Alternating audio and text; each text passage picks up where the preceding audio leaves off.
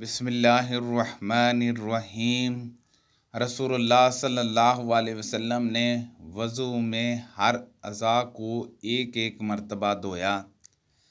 نبی کریم صلی اللہ علیہ وسلم نے وضو میں اعضاء کو دو بار دھویا۔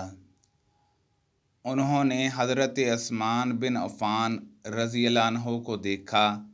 انہوں نے حمران سے پانی کا برتن مانگا اور لے کر پہلے اپنی ہتھیلیوں پر 3 مرتبہ پانی ڈالا، پھر انہیں دھویا۔ اس کے بعد اپنا دائنا ہاتھ برتن میں ڈالا اور پانی لے کر کلی کی اور ناک صاف کی، پھر 3 بار اپنا چہرہ دھویا اور کہنیوں تک 3 بار دونوں ہاتھ دھوئے، پھر اپنے سر کا مسح کیا، پھر پانی لے کر ٹخنوں تک 3 مرتبہ اپنے دونوں پاؤں دھوئے۔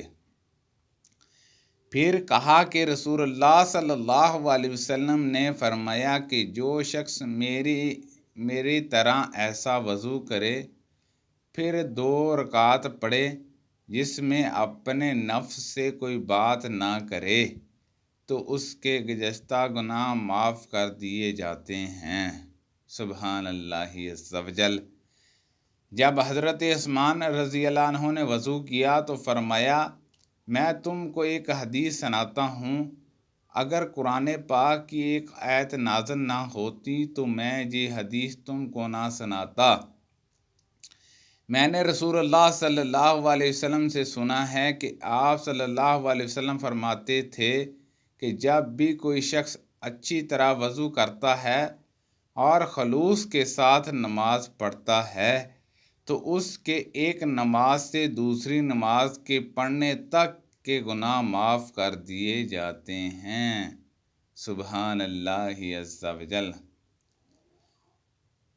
عربا کہتے ہیں وہ آیت یہ ہے جس کا ترجمہ یہ ہے کہ جو لوگ اللہ کی اس نازل کی ہوئی ہدایت کو چھپاتے ہیں جو اس نے لوگوں کے لیے اپنی کتاب میں بیان کی ہے، ان پر اللہ کی لعنت ہے اور دوسرے لعنت کرنے والوں کی لعنت ہے۔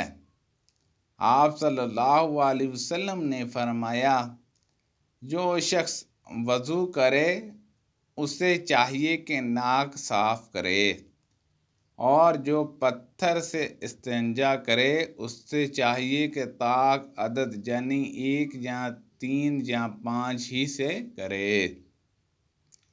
رسول اللہ صلی اللہ علیہ وسلم نے فرمایا کہ جب تم میں سے کوئی وضو کرے تو اس سے چاہیے کہ اپنی ناک میں پانی دے، پھر اسے صاف کرے، اور جو شخص پتھروں سے استنجا کرے اس سے چاہیے کہ بے جوڑ عدد یعنی 1 یا 3 سے استنجا کرے، اور جب تم میں سے کوئی سو کر اٹھے تو وضو کے پانی میں ہاتھ ڈالنے سے پہلے اسے دھو لے،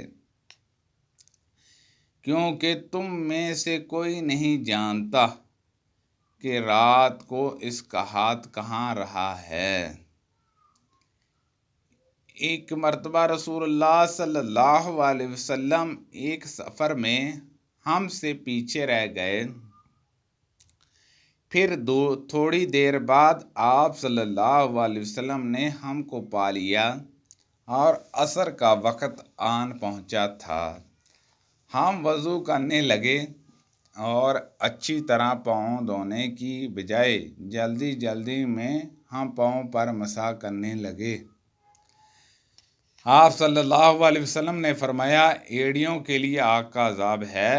2 مرتبہ یا 3 مرتبہ فرمایا، استغفر اللہ۔ اللہ پاک سے دعا ہے کہ اللہ پاک ہم سب کو قرآن اور سنت کے مطابق وضو کرنے کی توفیق عطا فرمائے۔ اللہ پاک ہم سب کو صحت و تندرستی عطا فرمائے۔ آمین بجاہ النبی الامین صلی اللہ علیہ وسلم۔